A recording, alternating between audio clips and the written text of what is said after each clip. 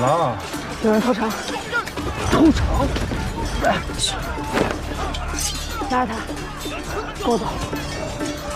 别队，别往上前，给人给我赶下去！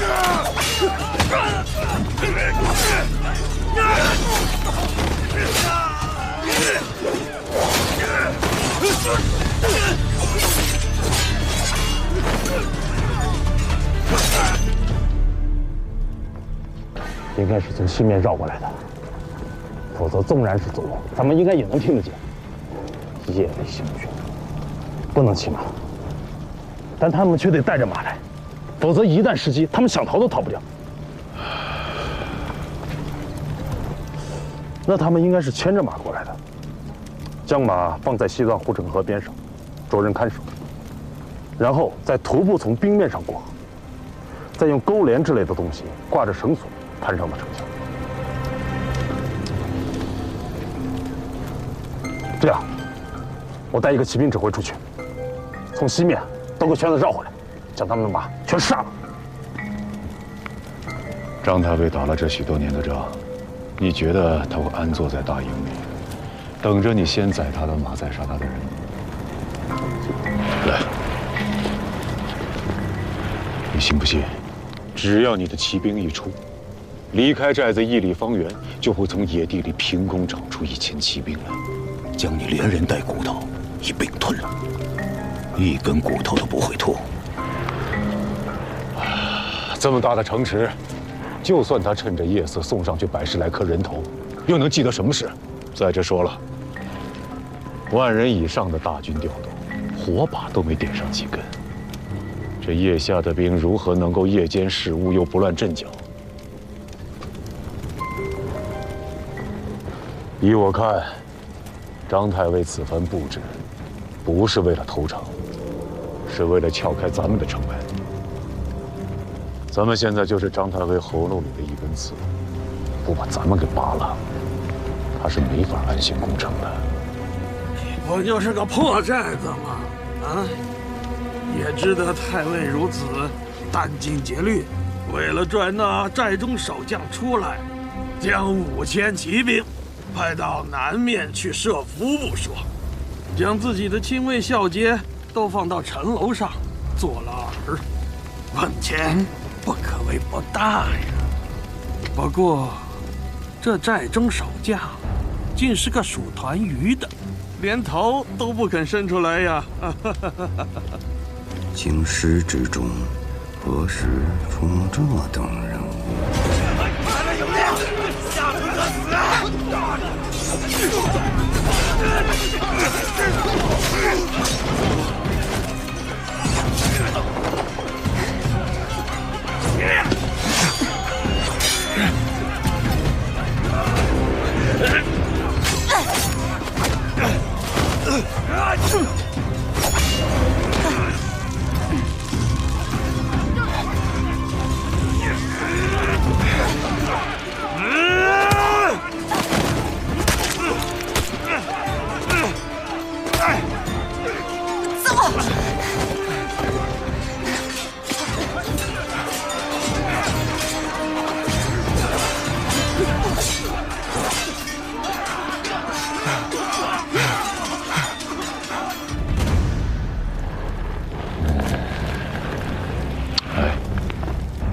你若是张太尉，将大营扎在南清河畔，又会将粮草辎重摆在何处呢？那自然是越靠后越好，越是靠后便越安全嘛。能有多靠后？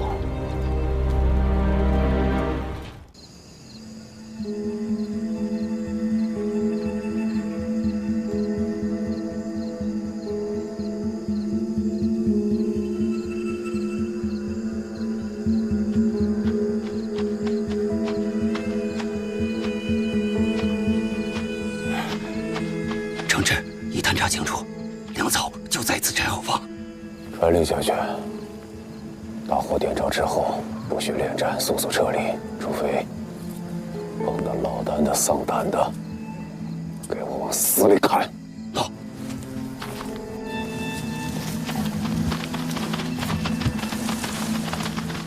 余下的分成2队，一队绕到对面策应，听信号，动手。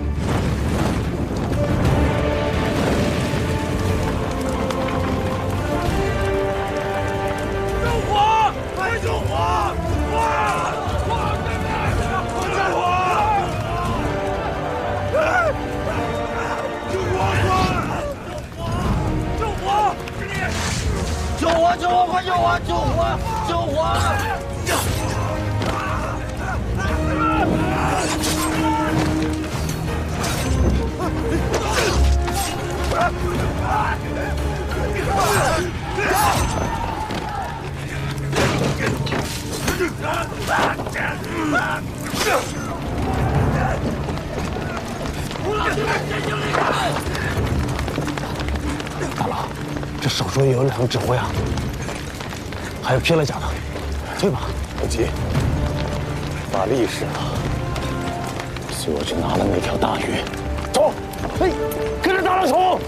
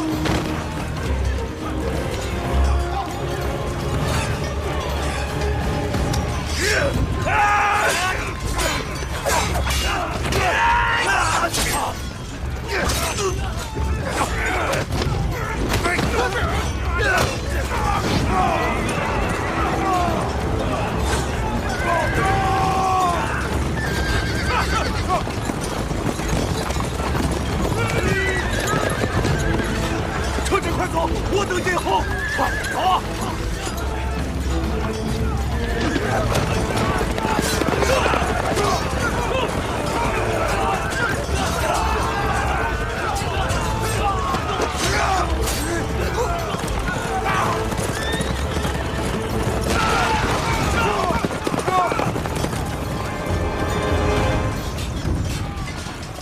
尔等男人甚是无趣，难怪杰里大夫不愿意陪你在这儿熬着，早早的回南再睡觉去了。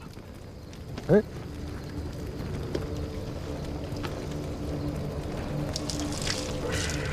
太尉，太尉，太尉，南寨失火！什么？南寨？将士们，都喝口酒，暖暖身子，壮壮胆儿啊！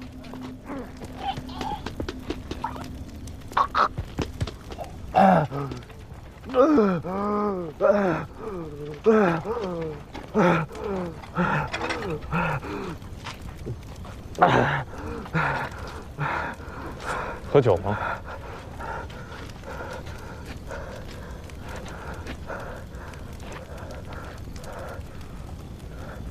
喝。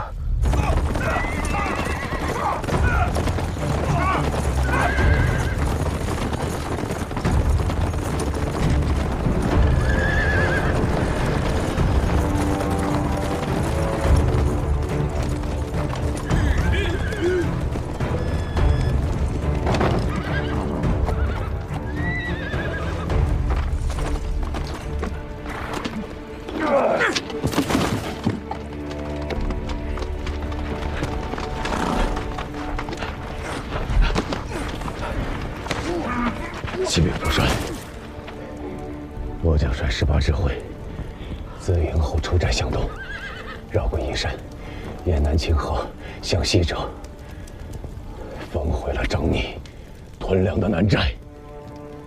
你的18指挥只剩下你身后这些人马了吗？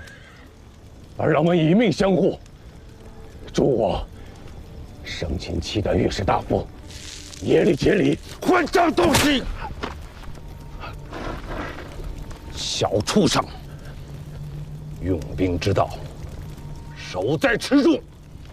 可是你一贯的行险赌命，自己陷了便也罢了，却要折了我起兵指挥，坏了我守城大计，你有几个脑袋？我刘知罪，滚下去带队！喏。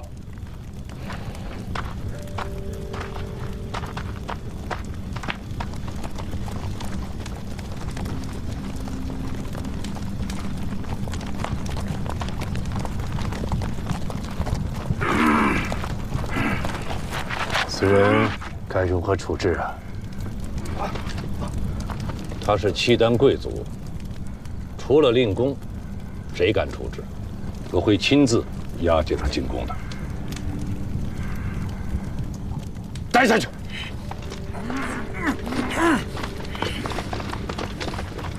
来人，在。这次多亏了大郎，给他撕一条羊腿，端一盆热汤过去。诺。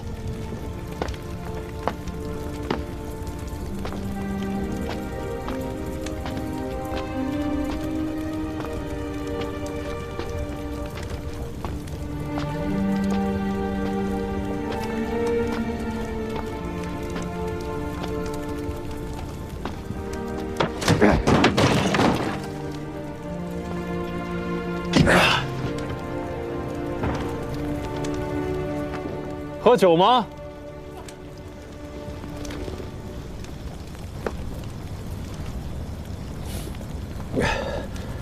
痛快。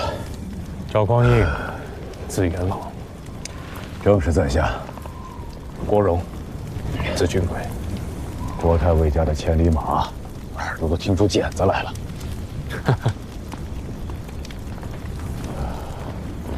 小司空不胜酒力吗？没看见在喝吗？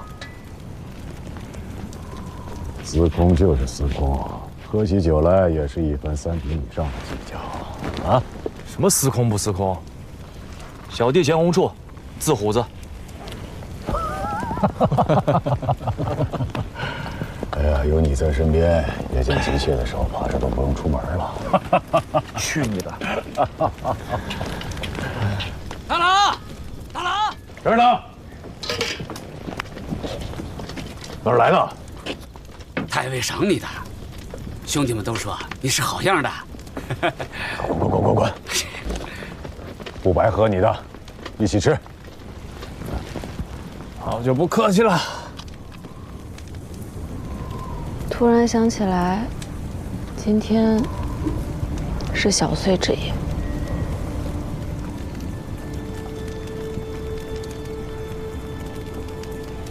10年前的小岁，父王问我：“此生何所愿？”我那时好玩，当着一众哥哥的面说：“我要出海，我想去看看《山海经》里的鲲鹏到底是个什么样子。”天下的阿弟都一个样，心里明明开心的紧，嘴里却恨不得把你给剁了。我10岁那年。也是小岁，阿爹问我长大以后要干什么，我说：万军之中，临敌能陷阵，成未获之功，于愿足矣。当夜便是一顿好打。你呢？你想要什么？问你话呢。没有，真无趣。早知你如此扭捏不爽利，当日便不救你了。生在这个世道里，想要什么，似乎都不对。我记得去年的小岁，我正好在晋阳。当时我父亲心绪不佳，可家中的弟弟妹妹年纪太小，只能我带众人去问父亲。小岁当问来年夜，父亲平素简约，在军中颇有威望，却始终不得拜接朕。父亲心中可有所憾？国太尉怎么说？他说：“高绝后路，无足论。此生若能复饮太平年下的一杯热酒，于愿足矣。”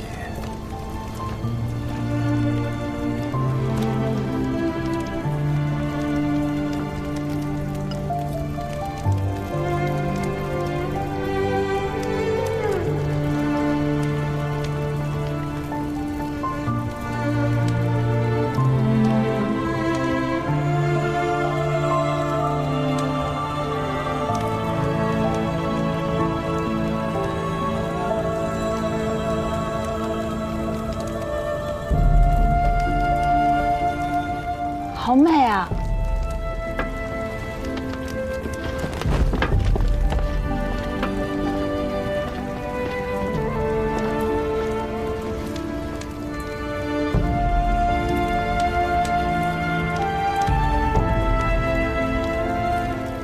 再煊赫的盛世，也终有落日；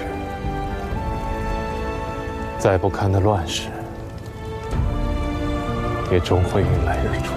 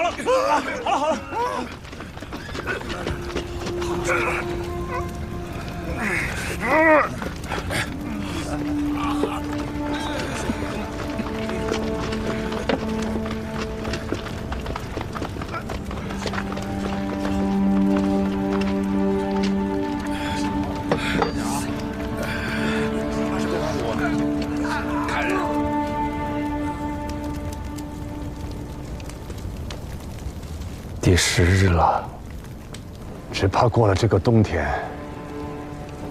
汴梁城里就没有活人了。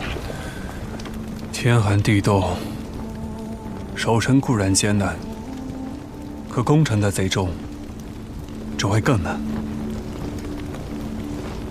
这话也不是这么说的。城墙可视，人心不可视啊。最初几日，凭着一腔义气热血，一番高绝后路，尚可支应。如今10日过去了，渭南多变，人之常情。再加上天寒难耐，敌中也不是孤军一支啊。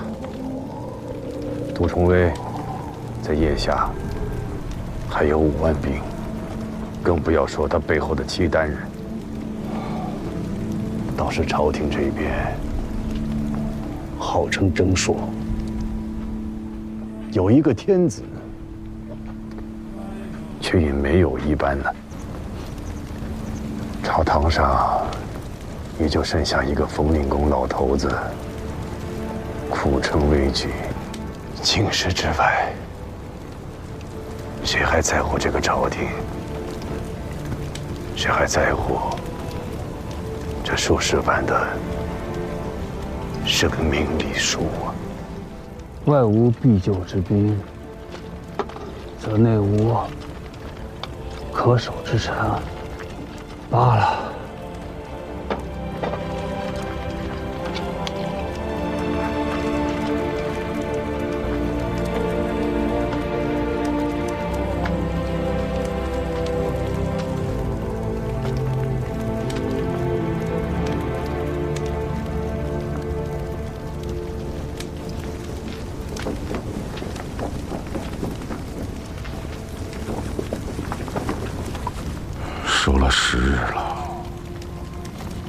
也不知道相公们议出什么章程没有。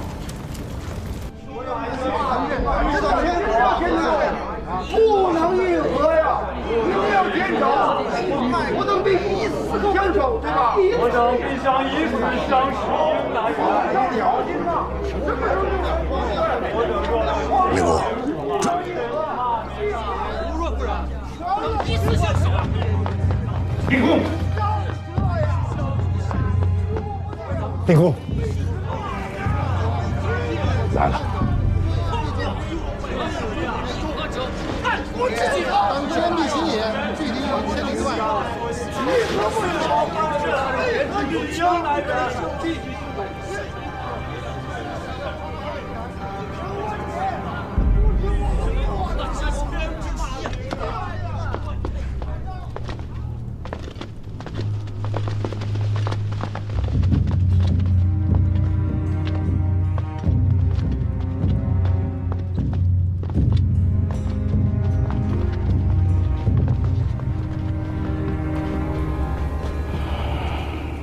文肃，令公，打开重元殿，上朝。看来今日是无仗可打了。回去冯令公复命了。你说什么？整肃兵马，撤回到皇城里。撤回去？那这城呢？不守了？当日令公颁下的军命，便是守城10日。如今10日已满，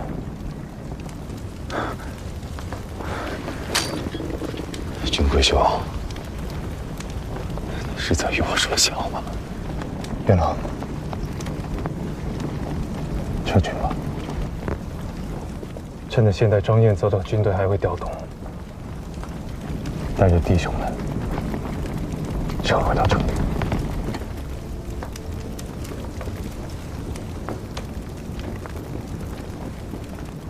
浴血11日，死了的、活着的，都是好汉子。眼下，你们能做的事情都已经做完了。余下这些弟兄，不当枉死。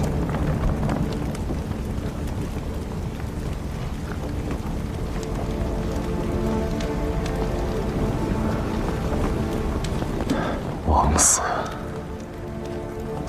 守城那一日，副帅给了我18个指挥，安边18个指挥，是2221人。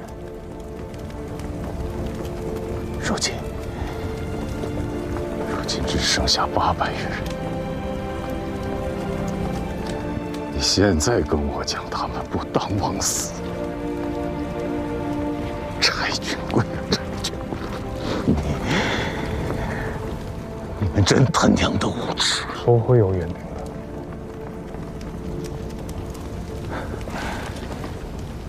我知道。再守下去，也是一样的结果。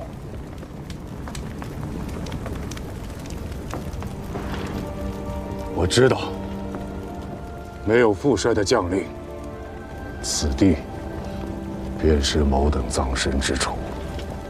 太尉有令，全军撤回成功！太尉有令，全军撤回成功！太尉有令，全军撤回成功！太尉有令，全军撤回成功！大郎，咱就这么走了？娘的，怎么这么窝囊？再打也打不动了。撤啊！那一开始就别让我来呀！行了。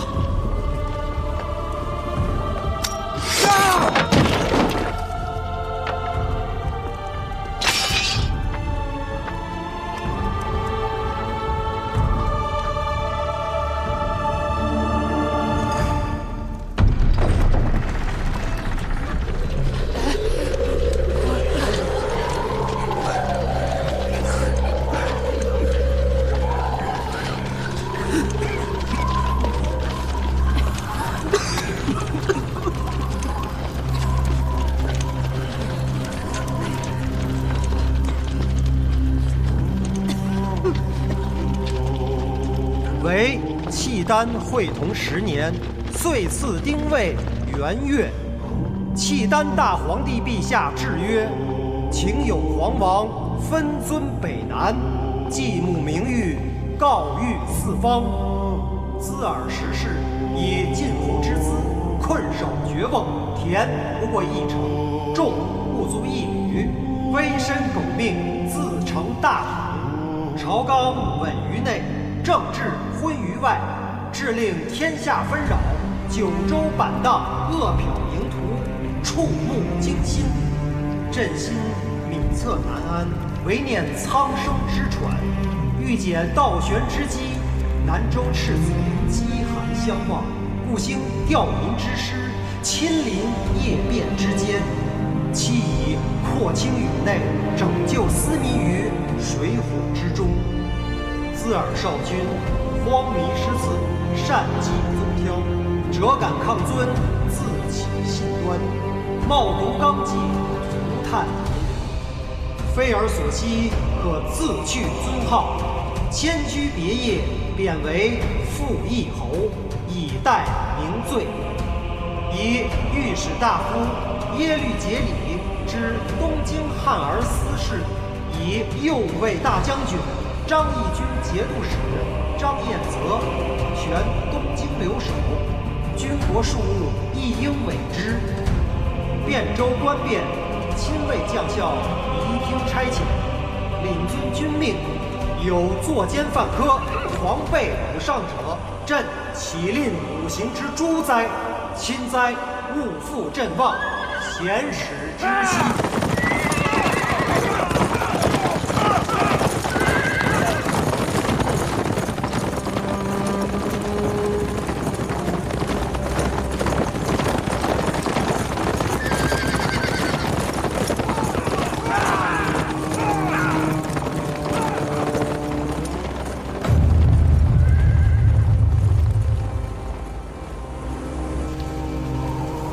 这变完了吗？这已是最好的结果了。我不明白，没有援兵，京师终归是守不住的。既如此，10日之前又是何必？为了一个体面，死了那么多人，就为了这样一个体面，值得吗？杜令公阵前降敌，张彦泽奔袭京师，为的不过是在契丹天子驾前下注，以效法先帝入主京师，鼎革大宝，君临天下。效仿先帝，也做儿皇帝吗？若契丹天子肯认这个儿子，杜令公与张彦泽自然会抢着认下这个爹。此国贼也，汉贼不两立。人心沦丧，无忠无义。